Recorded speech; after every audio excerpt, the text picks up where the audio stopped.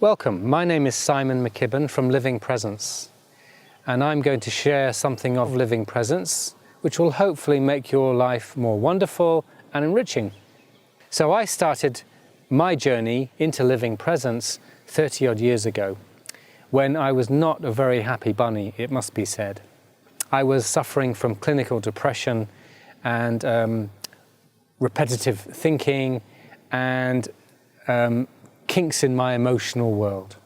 And the irony is, the more I tried to solve the situation by thinking my way out of it, the worse it seemed to get. So I found myself in quite a pit of despair, and that went on for many, many years since my childhood.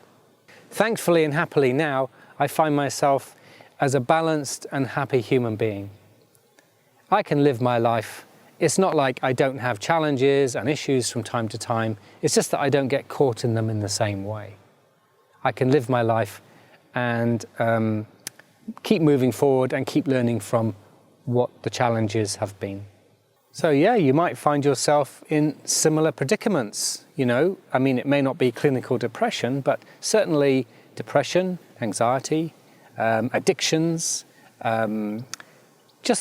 struggling with certain feelings or certain thought patterns that could be hanging around for years, in fact from childhood, because a lot of the stuff we work with are patternings from childhood. They can be very entrenched. That's the challenge we face, and often it can be linked to relationships and friendships, so it's not just a simple matter of what we're working with alone, but actually the impliedness of how that affects others and our relationships. So how do we employ Living Presence or the principles to move forward? That's what I hope to share with you right now. So just to summarize on Living Presence's context and what I draw from three main disciplines, each of which I'm certified in. That is mindfulness, the ability to be self-aware, to be aware of our habitual patternings, and to create choice in awareness, and also to be aware of our environment and others. And then there's nonviolent communication.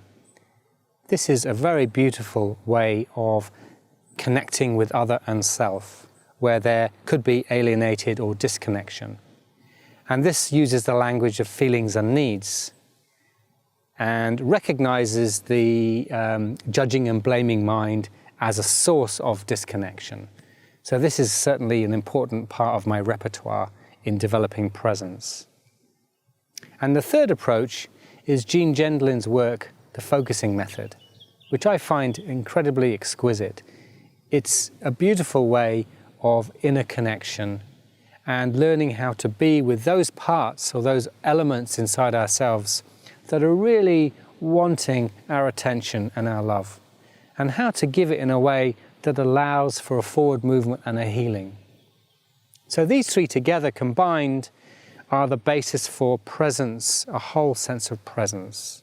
And I can share the vision of each one independently, or I can offer you skills and means in presence which draws from all three, which enhance each other as disciplines.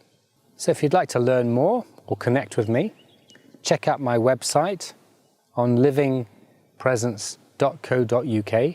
That's living-presence.co.uk. Check out my mentoring, training and web-based courses. Thanks very much.